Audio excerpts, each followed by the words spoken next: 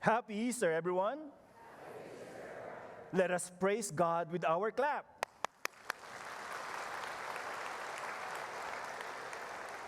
Yes, Christ is risen from the dead. So, it's not time to be sad for today. So look at one another. Maybe they're still sad. They're still in Good Friday, right? No, we have to celebrate. But, this Sunday is a very powerful message of God to all of us. And that is, He proved to us in a powerful way that we cannot get rid of God. We cannot. No matter what we do in our life, we cannot get rid of God. And Jesus' resurrection proves to us that. Because let us go back in the very beginning of humanity with Adam and Eve. With their disobedience, they tried to get rid of God. We will not follow you. We want to be like you. So they took the forbidden fruit. Moving forward, the people built the Tower of Babel so high that it pierced to the sky. For what? So that we could make a name for ourselves. So the project was not to glorify God, but themselves. And then, when the Israelites were liberated from Egypt, and they waited for Moses to come down from Mount Sinai, they fashioned a golden calf and make it as their God that doesn't speak, that doesn't move. They want to eradicate God who liberated them from slavery. And the kings of Israel, they have so many wives. And so, because of power, authority, they misled people to infidelity, to other gods and goddesses around them. So that's why God continued on sending prophets to remind them of there is only one God. And even last week, right?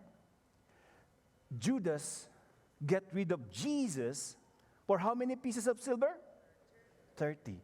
And it was not just Judas, but also Peter, who said, I don't know this man. So he tried to disassociate himself from Jesus.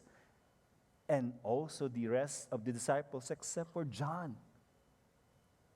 Of course, the scribes, the Pharisees, Pilate, the soldiers, and the crowd who shouted, crucify him. That is trying to get rid of God in their life. And when they crucified Jesus, laid in a tomb, covered with a stone, they said, no more problem. Our enemy is now eliminated. That was their thinking until the third day. Today, the Easter Sunday that we are celebrating, He rise. And so, it is giving us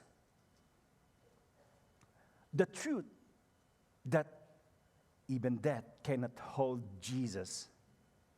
And we have heard it in the first reading with Peter. He became bold in proclaiming what had happened to Jesus. They are the eyewitnesses from being a coward into a bold proclaimer of the gospel. And in the second reading with St. Paul to the letters to the Colossians says that death is like hiding, and then God appears. It gives us a pattern of how our life will become. If we are united ourselves with the death of Christ, we will also be resurrected in glory. And so, thinking that they have succeeded, Jesus went back and said, I'm back. Right?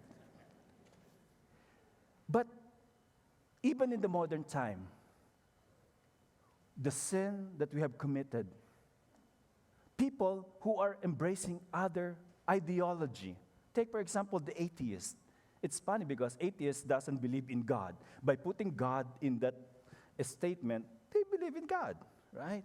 They said, God does not exist. And where they are now, they are not existing anymore, right? How about those scientists that everything can be explained by science? Yes, maybe. And religion is an excuse for those who cannot explain science. And where are they now? Ideologies, philosophies in life that try to eradicate God and make him irrelevant, where are they now? They are now the irrelevant persons, right? So many things. That's like, I don't want to follow you. I will not go to the church. I will not praise you. But God continue on reminding, I am here. No matter how we try to eliminate him in our life.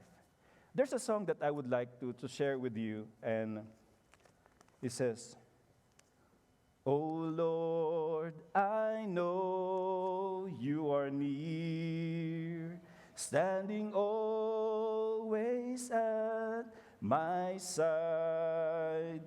You guard me from the foe, and you lead me in ways everlasting." And he says, "Where can I run from your love? If I climb to the heavens, you are there.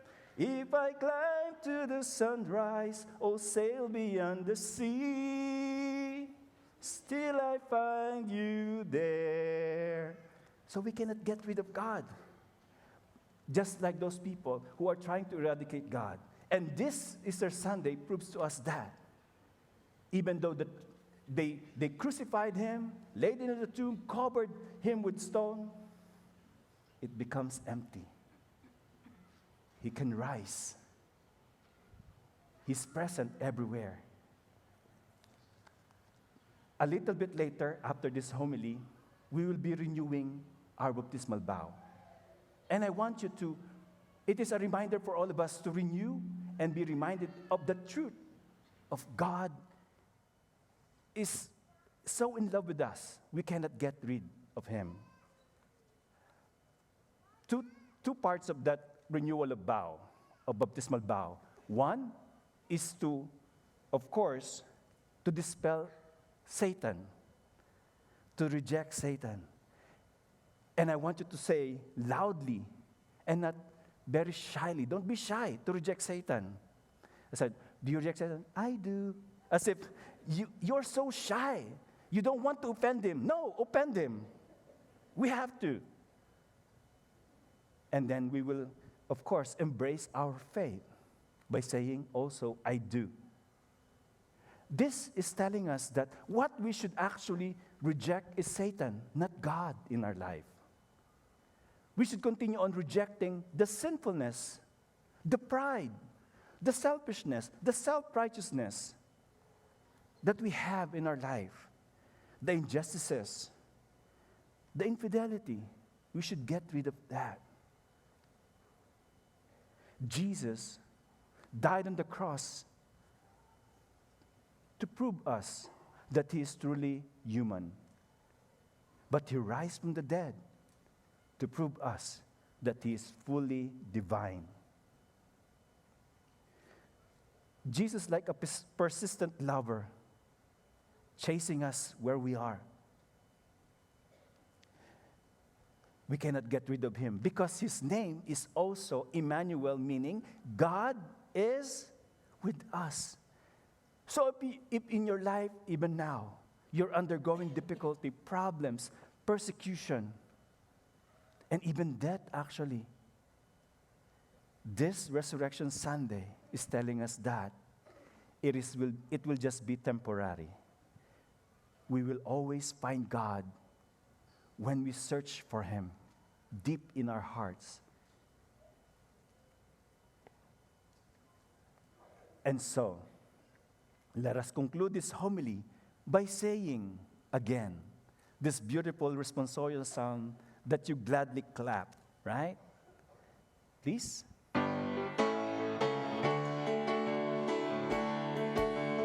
This day was made by the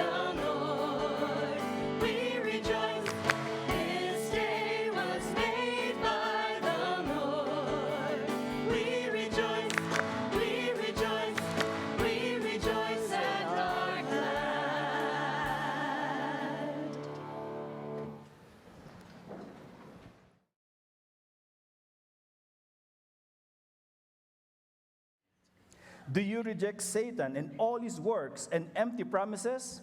I do.